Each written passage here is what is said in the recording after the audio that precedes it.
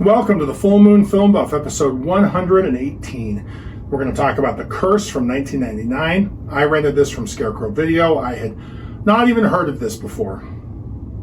As always, we start with the prominent crew and cast. The show notes include links to a more complete credit list. The film was written and directed by Jacqueline Gary. I wish I could find more information on her. She wrote, directed, and edited this film. Her name is all over it, and I would love to know more about her, but this is the only film she ever did, and I couldn't find anything out.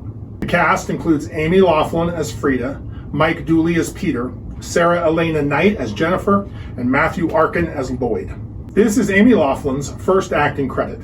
Her biggest role is recurring on CSI Miami from 2005 to 2010. She also appeared on one of my all-time favorite shows, Veronica Mars.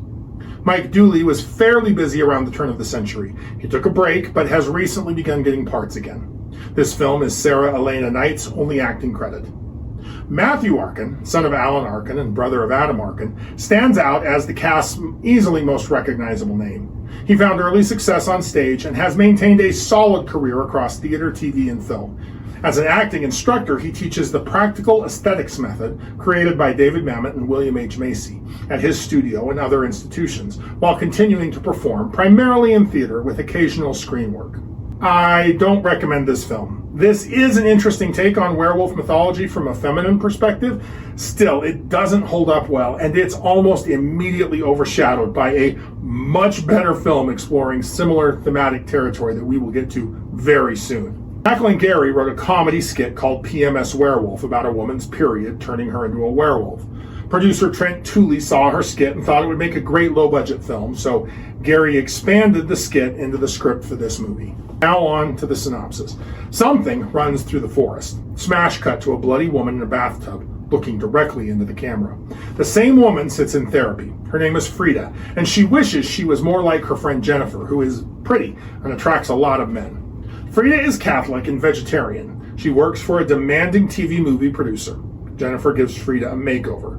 While shopping for lingerie, another woman bites Frida. Now, the doctor says it was a dog bite, but it's not. It was a person. Her doctor is a condescending jerk. When she wakes up the next day, she no longer needs glasses. Her cat is afraid of her, and she hankers after junk food. Men notice her on the street. Her bra doesn't quite fit. She craves meat. She blames this all on PMS. Her loser ex-boyfriend Mark comes over to mooch off her. She finally stands up to him. A co-worker named Gregory asks her on a date. Frida starts hallucinating that she has hairy arms. For some reason, she can now read men's minds, or maybe she's just making assumptions. Either way, Gregory is pretty shallow, but doesn't pressure Frida. She wakes up in the morning with bloody sheets. She thinks it's her period. Two detectives show up asking questions. Gregory turned up brutally murdered a few blocks away. She tells the cops that Gregory walked her home, they kissed, and that's the last she saw of him. They take her sheets away for testing, and she finds torn up male tighty-whitey underwear in her laundry basket. It's not bloody, just torn up. Her symptoms fade for a few weeks until her period gets close again. This time her doctor advises diet and exercise. One cop, Peter, returns her sheets since it was her blood on them and asks her out on a date. They are cute together. Peter's mom used to have bad PMS until she was killed by wolves. What? Peter confirms Gregory was missing his underwear. Jennifer tells Frida about a creepy tampon test, where you ask your date to buy you tampons and judge his reaction. Peter passes. I don't understand what a passing result was. He also collects silver bullets, which is a weird hobby, but I get it. Peter desires to get intimate, but Frida panics and leaves. Her PMS kicks into high gear. Jennifer sets Frida up on a blind date with a friend named Carlton. Jennifer is jealous of Frida's new attention. Frida kisses Carlton in Central Park and then runs away, only to return, stalk, and kill him. She wakes up with his severed arm in her bed, which she gets rid of in the garbage disposal. Frida finally tells Jennifer that she's a PMS werewolf. Jennifer has trouble believing it. So does Frida's shrink. The cops show up at Jennifer and George's apartment since Carlton was their friend. Meanwhile, a very tarted up Frida picks up some random musician named Spencer, screws him, and kills him. She wakes up 2 days later with no memories of what happened. Mark shows up at her place needing to hide from criminal loan sharks. Frida kills him in her shower but doesn't remember it.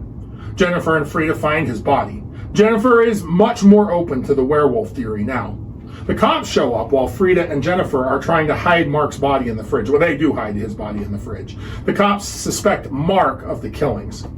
Now, Frida's period begins, so the werewolf has temporarily passed. Frida quits her job only to find her boss doesn't really care.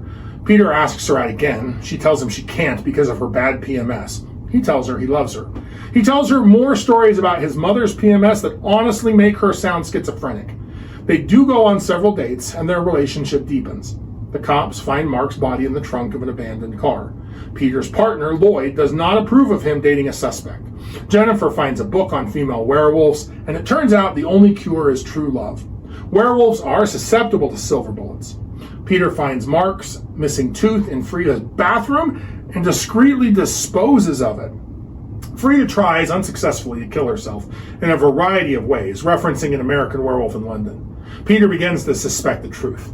Jennifer helps Frida barricade herself away during her next bout of PMS. Frida finally tells Peter the truth. He thinks she's breaking up with him, which I guess she's trying to do that too. Lloyd's girlfriend accidentally spots the monthly pattern in the killings since her menstrual cycle is in sync as well. Peter finally accepts the reality that Frida is a werewolf. He loads his pistol with silver bullets and visits Frida. He wants to be a werewolf too, but can't since he's male. He spends the night with her, safely, and reads up on werewolves. He knows that she doesn't mean to kill. The two take a shower together, and the last shot is of Frida's wolf eyes. This film takes a minimalist approach to transformation scenes and makeup jobs, likely due to budget constraints. It uses this limitation to create some psychological tension. The changes are subtle but effective. Frida's eyes are the primary visual sign that she's the wolf. We do see fangs and elongated fingernails / claws. She hallucinates arm and facial hair twice, but there's no indication that anything physically happens. There are no changes to her physique, I guess besides her boobs getting slightly bigger. Moving on to Werewolf Lore, this film gives us a fresh new take on what we mean by body count. The most fascinating aspect is how it reframes werewolf mythology, even if the logic doesn't always hold together perfectly. Let's break this down piece by piece. In this world, lycanthropy spreads through bites, but only affects women. We're never told what might happen if a man was bitten. Rather than the traditional full moon trigger, these transformations sync with the werewolf's menstrual cycle. Of course, since menstrual and lunar cycles are almost identical in length, you can see why people might have blamed the moon all along. The film portrays werewolf changes as an extreme version of PMS, complete with all the symptoms and mood shifts. Up to this point, everything fits together nicely. Where things get shakier is with two classic werewolf elements, immortality, with silver as the sole weakness, and the true love breaks the curse angle. The love cure actually works thematically. It connects well with the character's longing to be accepted and loved, especially during her most difficult times. The silver weakness, though, that's just Hollywood tradition creeping in. It doesn't mesh with the metaphor, and I wish Gary had created a more fitting vulnerability for these werewolves. So let's talk about PMS and lycanthropy. Historically, werewolf narratives serve as a metaphor for transformation, uncontrollable urges, and the struggle between civilization and our wilder nature. Horror takes real anxieties and concerns and exaggerates them to terrifying effect.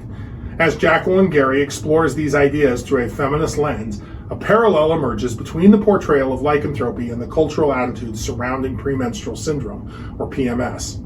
Both conditions are traditionally tied to lunar cycles, involve physical and emotional transformations, and have been used to paint their subjects as difficult, dangerous, and unstable. Before delving into the cultural analysis, let's establish some medical context. I'm not a doctor and I don't menstruate. I'm open to any and all correction. Premenstrual syndrome affects approximately 90% of menstruating women to varying degrees.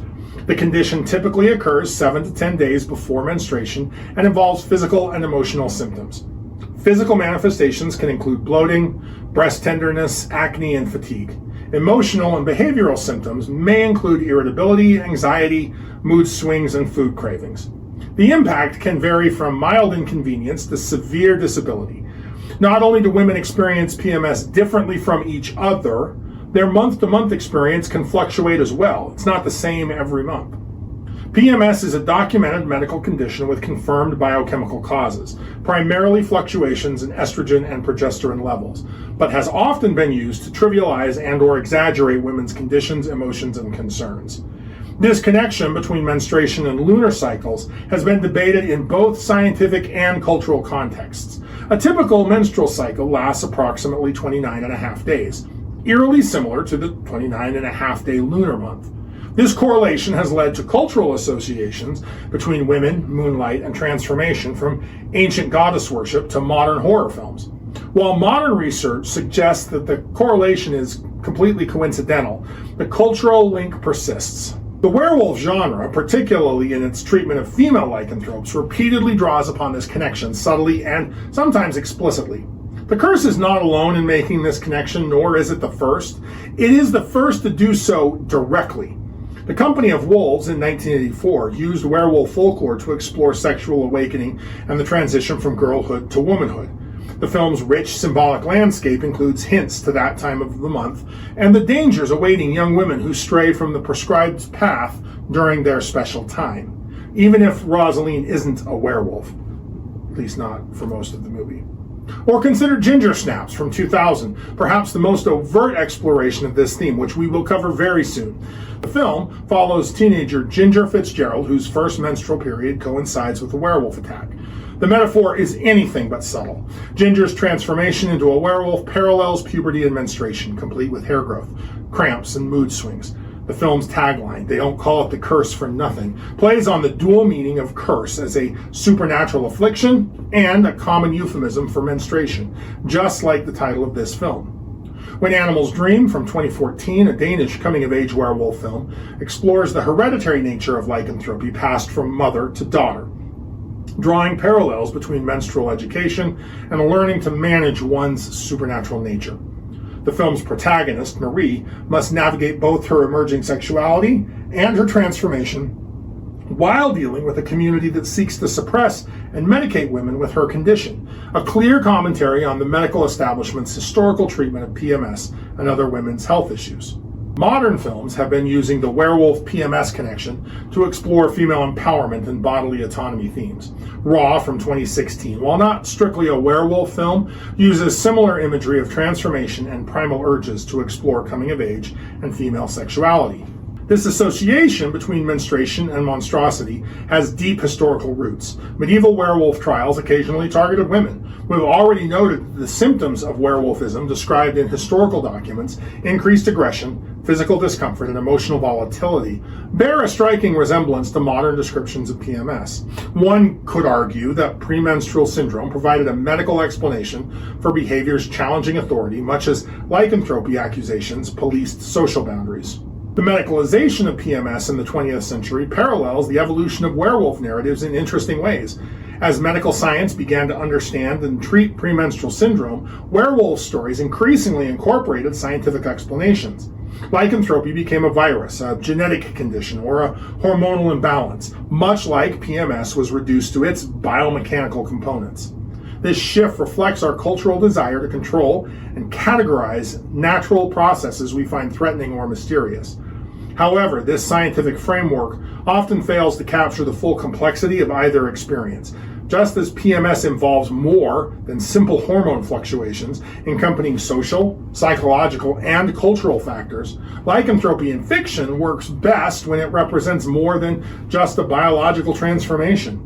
The most compelling werewolf narratives, the ones we love, like nuanced discussions of PMS, acknowledge both the physical reality and the broader social implications of those experiences. The persistence of this cultural connection between PMS and lycanthropy reveals a lot about societal attitudes towards women's bodies and experiences. The fear of transformation, of losing control and becoming other, speaks to deeper anxieties about the nature of humanity.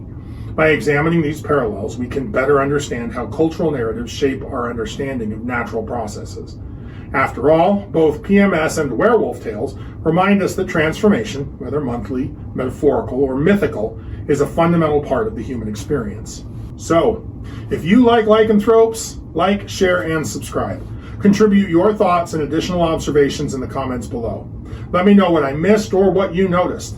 Next, I plan on talking about Rage of the Werewolf from 1999. Keep your eye on the moon, silver bullet chamber, and we'll see you back next episode.